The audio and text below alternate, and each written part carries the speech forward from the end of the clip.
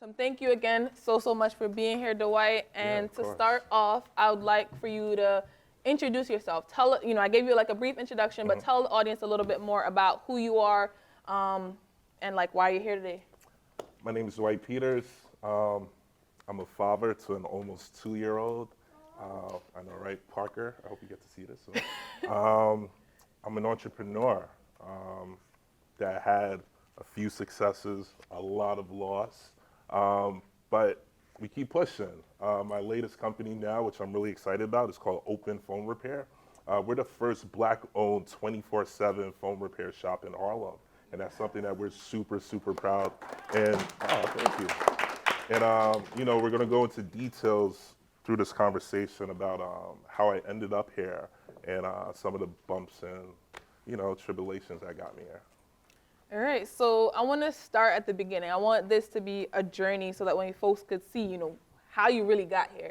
So tell us about, let's start from high school, college days when you first had those first ideas and businesses. What were they, and what got you interested in being an entrepreneur? I never thought I'd be an entrepreneur. Back in college, I was a political science major. I went to Bronx Community College, and it's funny because I tried college a couple of times. I went to high school in Jamaica, but I don't even want to go that far back, right? Like, it kind of all fits. It fits, though. It fits because I feel like in Jamaica, or subconscious see so many people that are entrepreneurs, but it doesn't click as entrepreneurship. It's just, that's what you have to do to make money. That's what you have to do to have income. So maybe it was in your subconscious. I'm going to give you guys a complete, honest story, okay? Listen, growing up, I suffered from middle child syndrome. My mom had 3 kids, have 3 kids. I was the middle child. My mom's from Jamaica. My father's from Trinidad. When I was 12, they surprised me. I came home one day during the summer, and my suitcase were packed. And they said, hey, you're going to Jamaica tomorrow. So my mom sent me to Jamaica for high school. And, that taught me a lot when I was 12. It showed me that the world was bigger than New York. It was bigger than America. I was able to be around people that looked like me, my culture. And that kind of started this whole journey that I got on. I graduated from high school there at 16. I came back. I didn't know what I wanted to do. And, coming back at 16, I wasn't quite ready to go to college, right? Like, all my friends were still in high school. I'm from the Bronx. I chilled on the block, right? I hung out. I was like, all right, cool. I got out early. But at that time, being 16, being a black man in America, being black in New York, something started to happen. I started to realize the climate that I was in. I'll never forget when I was 17, one of my friends, they were assaulted by the police. And this is something that I got to see up front. During a summer night, he just got assaulted by cops for a random incident. But the reason why I'm telling you this is because of how it led me to what I jumped into in college. I decided to go to Bronx Community College. My aunt dragged me there. She's like, look, you got to do something. Initially, my first major was computer science because that's what my older brother was studying at the time. And I hated it. I flunked out. I was working in retail, and one day I went to the Barnes & Noble that was open in Bay Plaza, and I came across this book that looked familiar to me. It was the Autobiography of Malcolm X. I don't know if any of you guys read it, but while reading that book, Malcolm said something in the last chapter. He said his biggest regret is that he didn't get a chance to go to college because he felt that if he did, he would have been a great lawyer. And something struck a chord with me. I read that book in like 3 days, and I decided to go back to school, Bronx Community College, and I changed my major to political science. And complete turnaround. I was a failing kid, and I ended up becoming president of student government. I was that kid leading rallies and protesting. But I say that to say this, I never thought I would get into business. I thought that I would get into politics. I would get into serving the community. Like, that was what I was really passionate about. I was passionate about speaking up for my community and how we integrate with America, or how we're affected by America, and all that, just being black in America.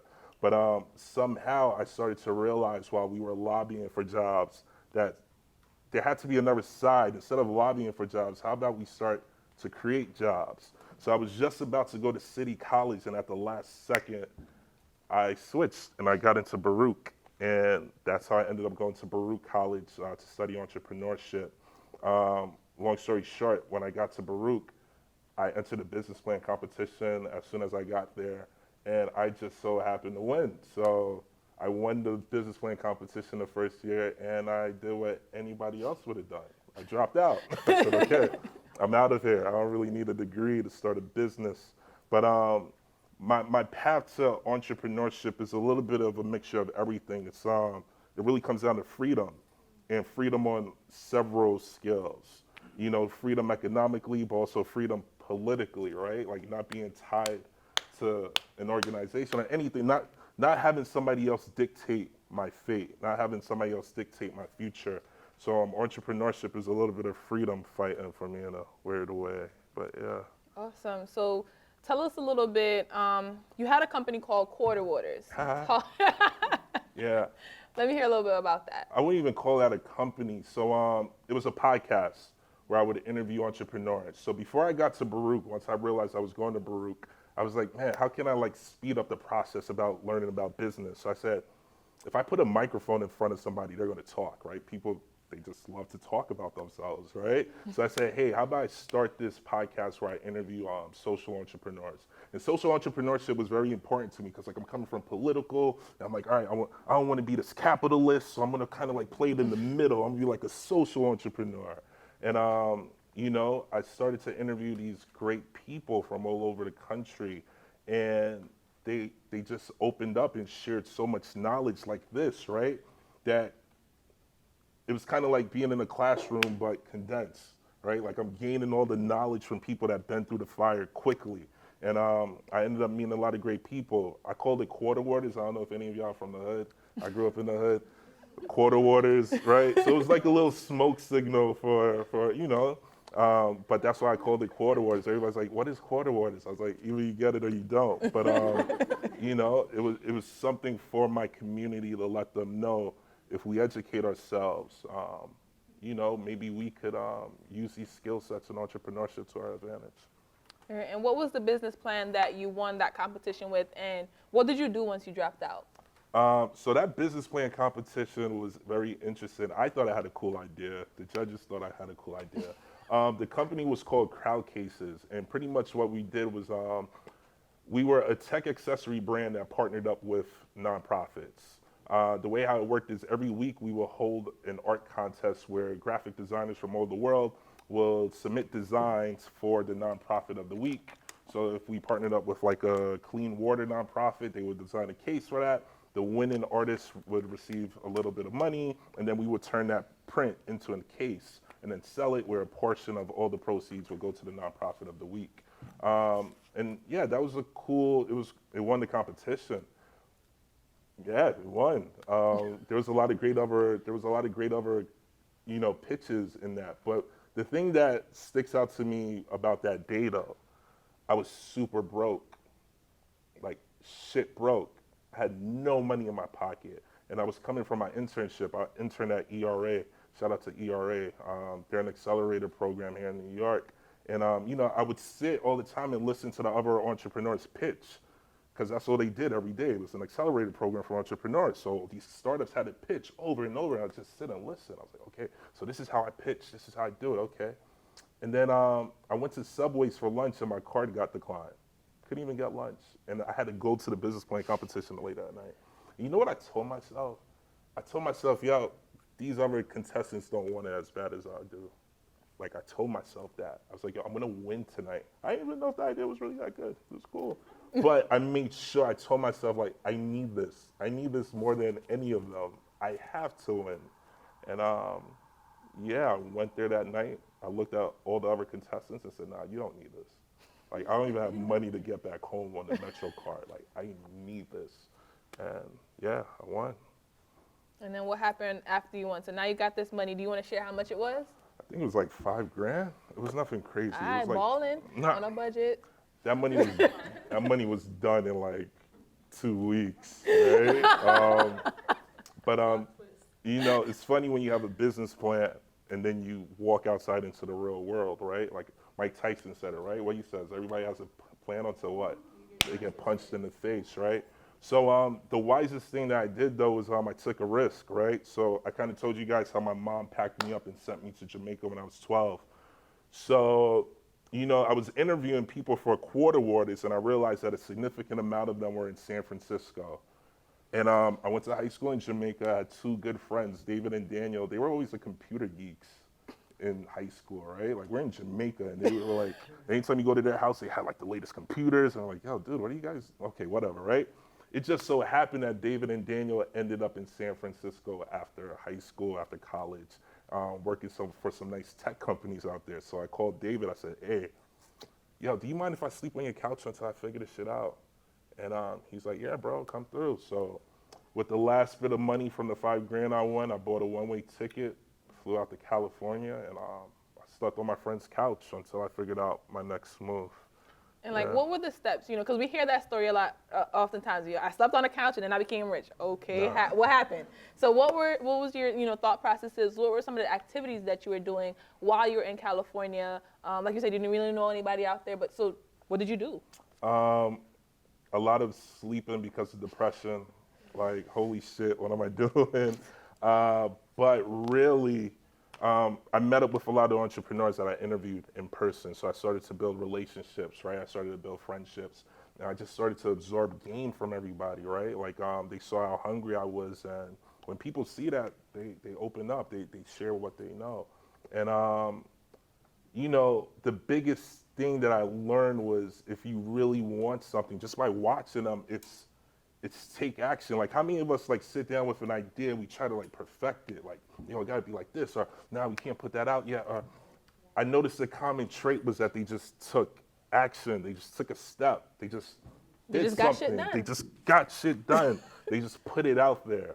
And that's kind of like, yeah, that's kind of when things started to change.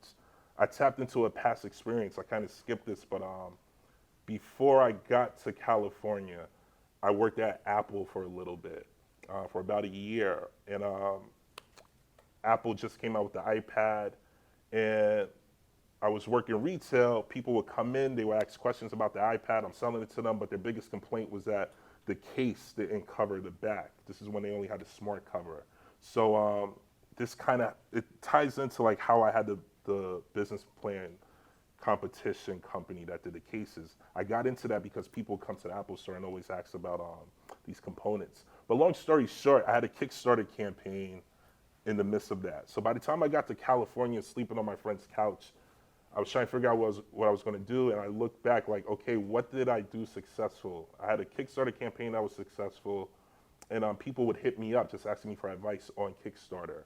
So while I was figuring out my move in Cali, it just occurred to me, why don't I take action and just help people with their Kickstarter campaigns?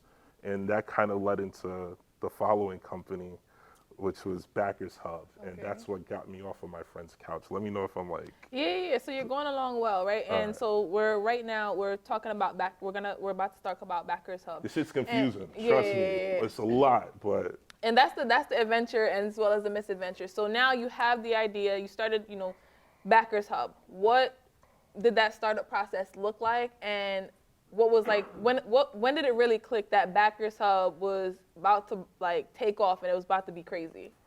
So Backers Hub is, I did something super different with Backers Hub. Like normally with a company, right, you tend to do the cosmetic stuff first, right? Like you get the nice name and you build the website and you incorporate and right, like you do all that cool stuff to make you feel like an entrepreneur. For Backers Hub, I said, screw that. I'm not doing nothing until somebody pays me first, right? Yes. So what I did was I went after a customer base. I went on Kickstarter. I saw some campaigns. I was like, hey, Georgie, I saw that you just launched your campaign. It's awesome. Good luck. I just had a successful campaign. If you need help with your campaign, let me know. And then Georgie would hit me back and say, yeah, Dwight, you know what? I do need help with my campaign and marketing. And I sent out the first email, and like a few hours later, I just noticed my PayPal went off. I was like, oh shit, okay, somebody paid. This might be something. And then within that first week, I think I made like $1,000. I was like, oh. And then within the first like 2-3 weeks, it's like, okay, we made like $5,000, and then it just kept growing. And that's when I was like, okay, I might be onto something. All right. And like at its height, like I don't know again if you want to share numbers, like at its height, what was like the revenue for Backers Hub? Nothing crazy. I'm not a millionaire. Don't rob me. Yeah. It's New York. I I don't know, know. that's why I had to like put that.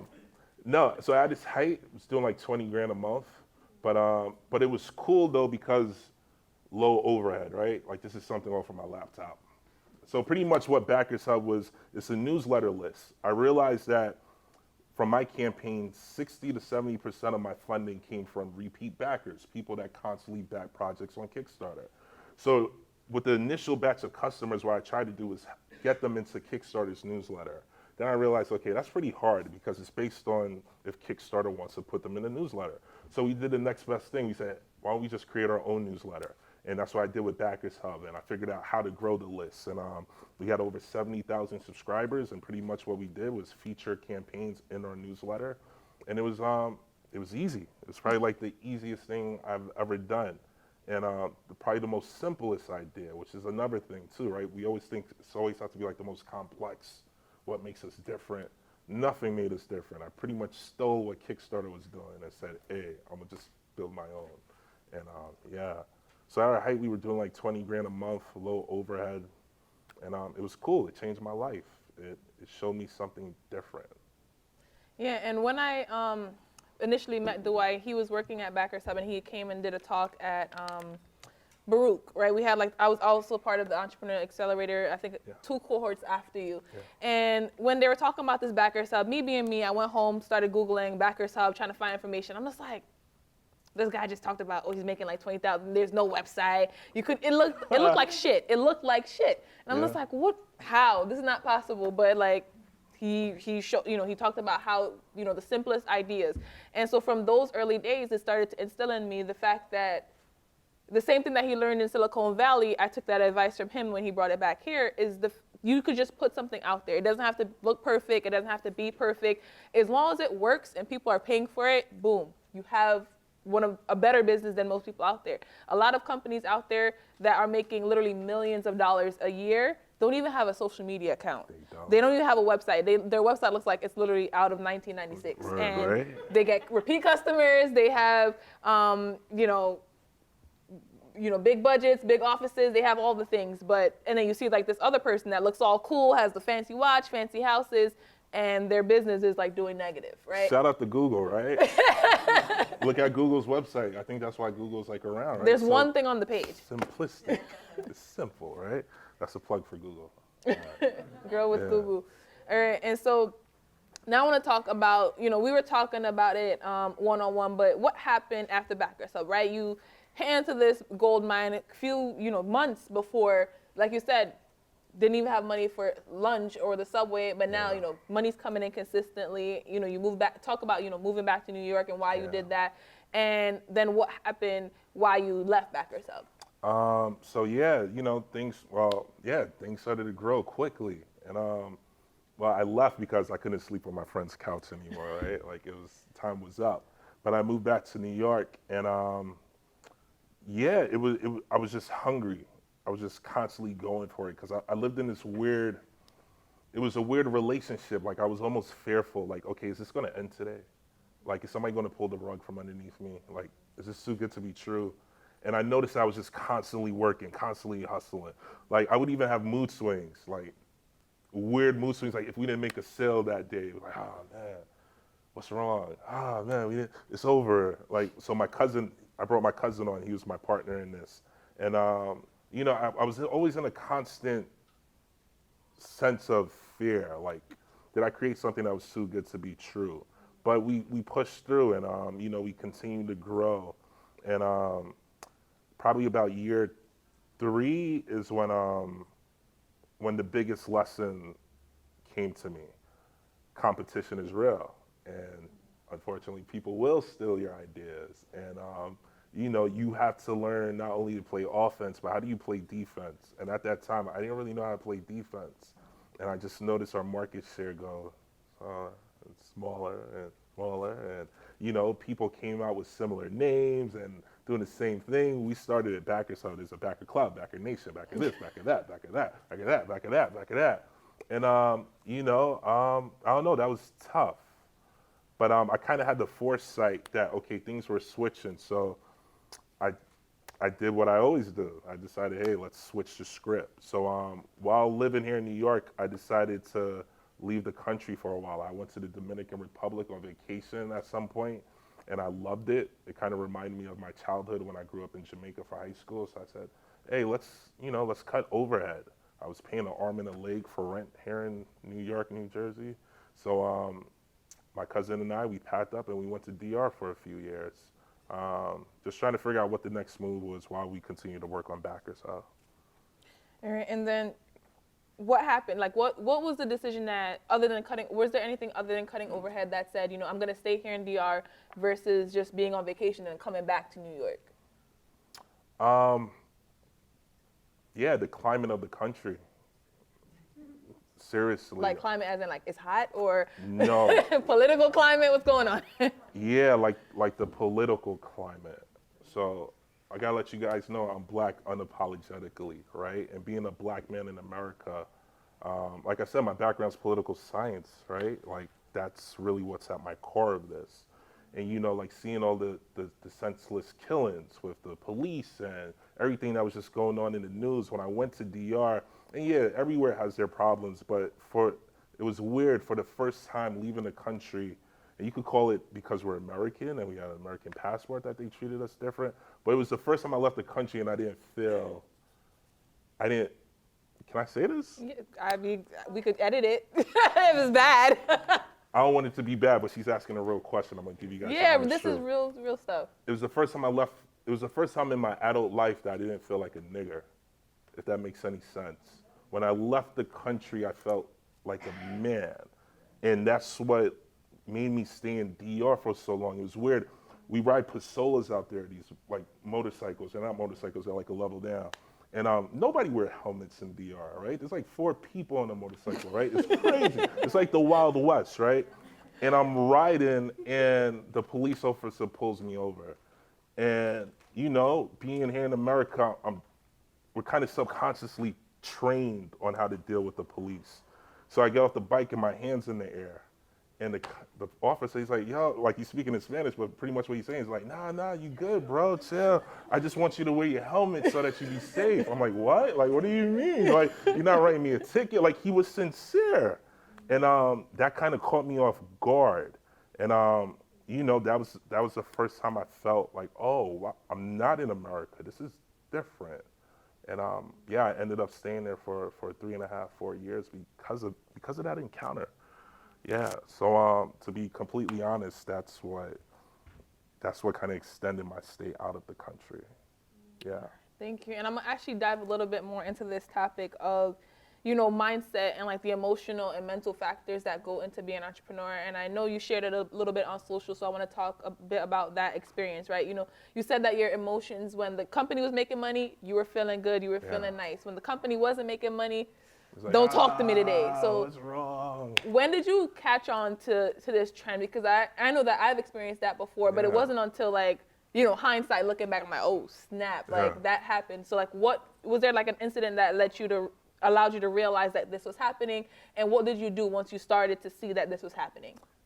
It was making that switch, right? Like I realized that I had this whole scarcity mindset, right? Like, it's gonna run out. And then I had to realize that, like it happened. I think it started to like show when I was in DR and I was able to get away from the noise, and like our overhead was significantly low. So it was okay if we didn't make a few sales in a day or 2 or 3. It was okay, like, all right, we're good. And then I realized, wait, I have to switch my mindset to an abundance mindset. I know you guys probably heard that crap before, right? It sounds like magic talk, but it's real, right? Like you project certain things out into the universe, certain energy. And the truth of the matter is this shit's a roller coaster, right? Like, and that's for every company. Like there's no company going to the moon, right? Even if it looks like that, there's still a bumpy ride, right? And I kind of also attribute that just to my inexperience as an entrepreneur, right? Like I'm just going through it for the first couple of times. But as I get older, as I get a little bit more seasoned, I kind of know how to navigate a little bit better. Yeah. Awesome. And during that time, you also launched a couple of other ideas. Yeah. So let's talk about that. And also, actually, before that, let's talk about, your daughter, because I know you said that your daughter had a huge impact on not only your entrepreneurial ventures, but just how you thought of being a business owner and how you, managed your time. So can we talk a little bit about that? Yeah, my daughter, Parker Marie. So I came back a couple of years ago to visit family, and I ran into my ex-girlfriend, and we missed each other. Yeah. So right before I was going back to DR a few weeks before I was supposed to fly back down, she had some wonderful news to share with me, and she told me that we're pregnant. I was like, okay, let's figure this out. So in my crazy sense, I wanted them to move to DR with me, right? I know a lot of ladies probably wouldn't go for that. Like, I'm not leaving the country, right? And I know in hindsight, I was probably like a little crazy. But, it hit me that we created this life, and that this is a completely different adventure. So I ended up moving back from DR back to New York, and we have this beautiful little girl, and I wanted to show her. I wanted to show her how to build something, and that's why I'm super excited about this new venture, because she really inspired it. I put it on social media. Like I never been diagnosed with this. I don't think a lot of us have been, but I dealt with depression before Parker came. Like, it was a weird stage where, like, I got off social media, I disappeared. When I came in, what did you say? Like, right? yo, where you was at, man? Right? Like, it was hard to get out of bed sometimes, right? Because you have this idea of where you're supposed to be, and if you're not there, everything else don't make sense. Nothing else matters, right? So, Parker definitely re-sparked something inside of me, and just that unconditional love. But so she's a big component of why I got my spark back, why I'm so excited about this chapter, and she's. Yeah, kids could do that to you. Yeah. And so before we get to Open, right, I want to talk a little bit about two companies that you launched in between Backers Hub and Open. So you launched Birthday Cake, I think, or Birthday Jar. Birthday Jar, Yeah. and Lux Bundles. Yeah. I don't think you're going to spend too much time on Birthday Cake, Birthday Jar, yeah. but, tell us a little bit about what inspired those ideas. And So quick little thing, just like a personal exercise for me, I always try to like create new companies at least like 3 or 4 times a month in my head, right? And I always just throw them out there. If they click, they click. If they don't, they don't. Birthday Jar was pretty cool. Like, you put some cake in a jar and you send it out to people on their birthday, right? Like, wherever they're at in the country, if you have friends, right? You just, right? So I partnered up with a neighbor of mine. She makes great cakes. Shout out to Monique. I was like, hey, we should do this. We should just put some cakes in a jar and send it out, but on people's birthday. And I kind of got the idea from this show this contestant that was on Shark Tank. No, something else. But there was this company on Shark Tank that I saw that they did cake in a jar. But I was like, how do we niche it down just to birthdays? And like, we could tie this into like Facebook's, algorithm, because they have everybody's birthday, and then like we could get people to it didn't really work out. But it's still a dope idea. So if anybody does it, definitely give me a cut. But yeah. Not a shout out. You better send me my money. I need equity. But that was just me like constantly sharpening my sword, right? Like constantly like, trying to stay creative, right? Like whatever idea can I come up. Lux Bundle, same thing. I was watching this documentary called Good Hair with Chris Rock. Mm-hmm. And there's a scene in there where Chris Rock goes to this big hair conference in Atlanta. I forgot the name of it. Yes, that's right. And he's talking to one of the vendors, and he's like, yo, does this really sell? And the vendor's like, yeah, what are weaves? They're like, 5,000% up. I'm like, he said something stupid. I'm like, wait, the markup on hair is that much?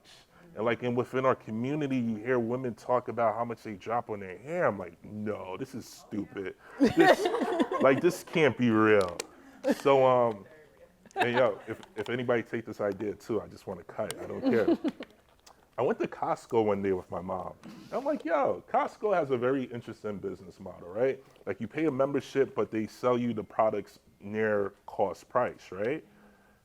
I was like, yo, our culture is being exploited when it comes to the hair business, right? Like they're paying these high markups for hair that really don't cost that much. I started to get the vendor list and see like, okay, how much does the hair really cost?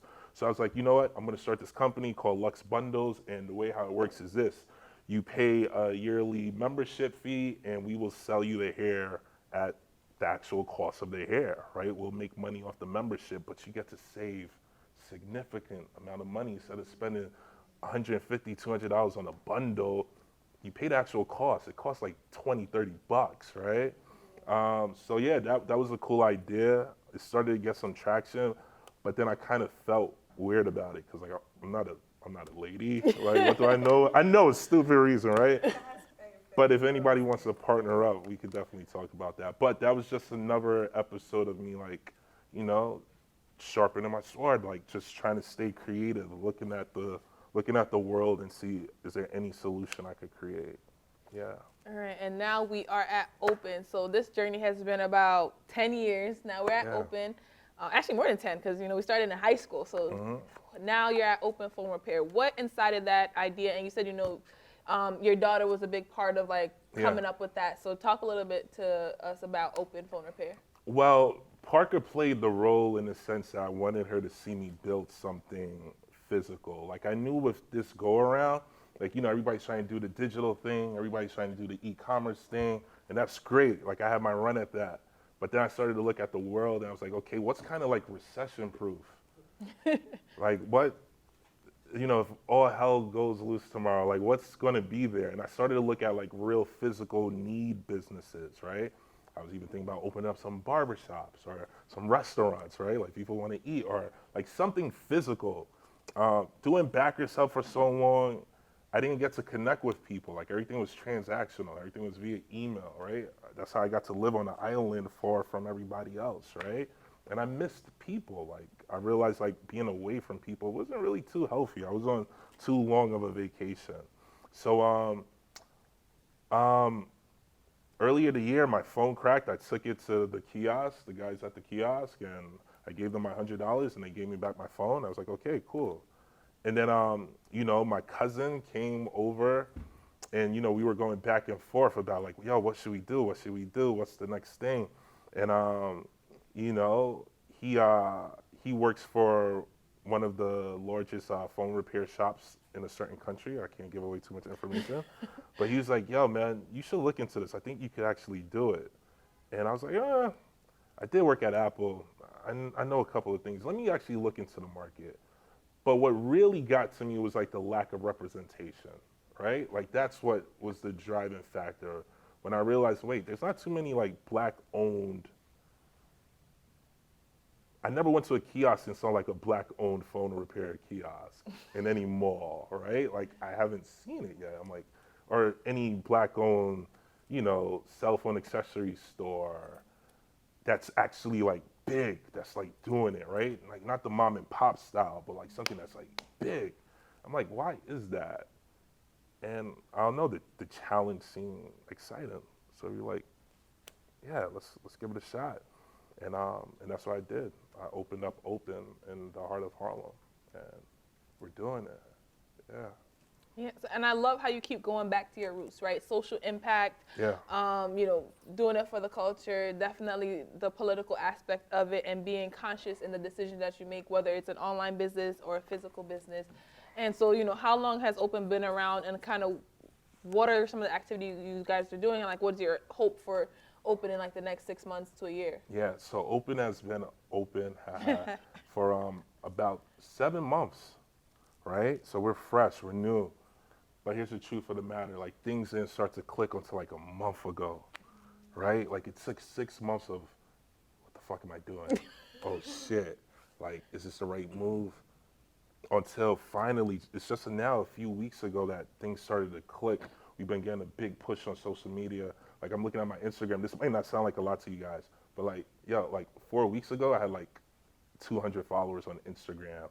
Now we're close to 2,000. Like there's been a big push where people are like picking up the story, like, hey, there's this black-owned phone repair shop in Harlem, and I've been seeing like the support from the community, and how people are saying like, yeah, that makes sense. We should participate in these things, and the goal is to, we're in Harlem now.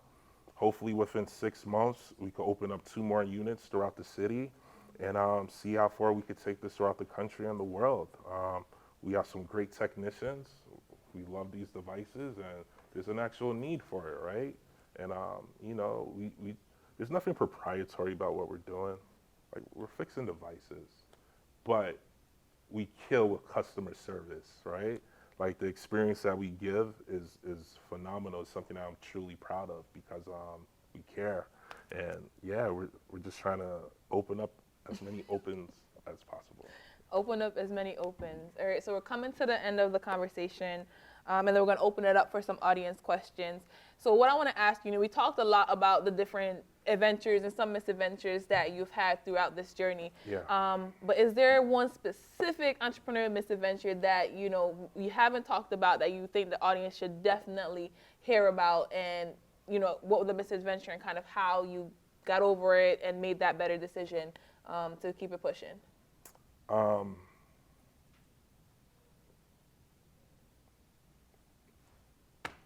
I'll tell you guys this. The shit's hard for like the people that don't know if they want to become entrepreneurs yet, like are thinking about it. Like, the shit's hard. Like, the easiest thing that you could do is get a good paying job. Like, that's the sanest thing that you can do. Like, nothing's wrong with that. But if there's something inside of you, like, I'm unemployable. Like, I really am. Like, I can't. Like, I sit down and think about it. I'm like, man, I should just get a job. And I'm like, I can't. This shit's hard. But I start to realize, like, I have those moments where I feel low. And hopefully you guys could take this. If you guys ever feel low when you're trying to build something, the quickest way to get out of that is to take action and keep working on this shit. Like, distract yourself, right? Like, don't get consumed in that, like in that phase where you just want to fall back. Like, just keep taking action. Even, I'm going through it now. Like, there's times last week, I'm like, oh man, what the fuck's going on? Where I'm like, nah, create content. Like, don't even think about it, right? And then you just notice like how it starts like plant seeds for other things that come on. So I don't even know if that was the question, but to answer that is my misadventure, or the thing that I learned is anytime you feel low, work even more. Like, put more work in. That's it. That's the only thing that you can do when you're low, right? Just put more work in. Fuck it. You already feel away. Put more work in. And yeah, let it pay for itself. I hope that makes sense to you guys. Let it pay for itself. And we've been in contact a bunch of times throughout your journey, and you've given me advice, I've given you advice, and it's so interesting to kind of hear that background story. A lot of people might see, like, oh, the white fell off the earth. And it's funny, when I asked him to be a guest on the show, he was just like, oh, this is one of my first speaking engagements since, and he thought about it. He's like, since I spoke for you 3 years, it was like, 3-4 years ago? Yeah. And so we had an event called The Power of Broke, where he shared the first part of the story inside of like using being broke as like a catalyst to, all right, I don't have any money. Okay, to be creative. I don't have any money. What can I do? Take advantage of tools like Grow with Google, completely free. Take advantage of meetup events, completely free. Take it, most are free. But taking advantage of what's free out there that could then be flipped into something that's gonna make you more money. And then whether it's meeting more people, maximizing resources. Yeah. So, what's next for, you talked about what's next for like Open, but what's next for you personally? Now you're a dad, you've grown a lot, whether it's, personally, mentally. And so like, where do you see yourself in the next year? Being the best father I could be, like, that's super important to me, right? Like, to have this little black girl that, looks up to me. That's probably more important than anything. So, just being a great father. And also, I'm trying to show Parker, like, we live in a great time, right? Like, everything's documented, right? And God forbid, like, I don't plan on dying anytime soon, right?